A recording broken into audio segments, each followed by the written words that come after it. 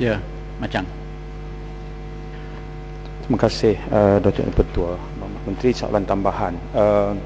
Saya menyambut baik perubahan polisi kementerian untuk merekrut bekas-bekas anggota tentera untuk menjadi anggota polis.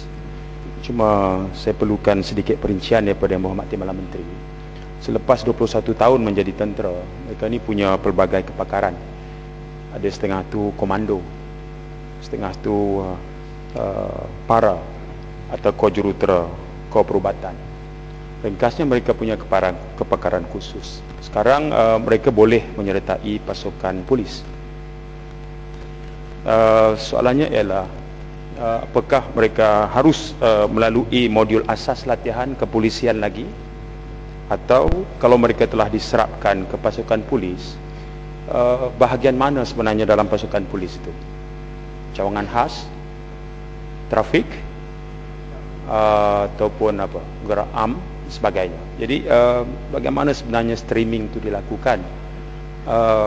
Kerana pengalaman ini mampu memberikan nilai tambah yang baik kalau kita mulakan perancangan itu dengan awal dan lebih tepat. Dan daripada sejumlah 3,510 yang Berhormat Timbalan Menteri sebutkan tadi, 661 dari Sarawak. Dari kalangan bekas prajurit ni dah berapa ramai yang dah masuk? Terima kasih.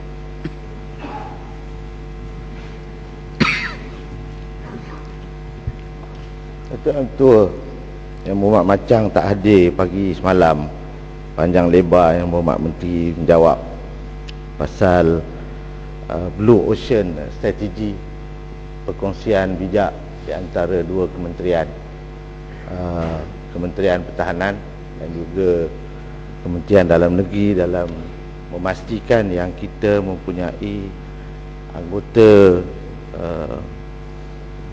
polis daripada bekas pencen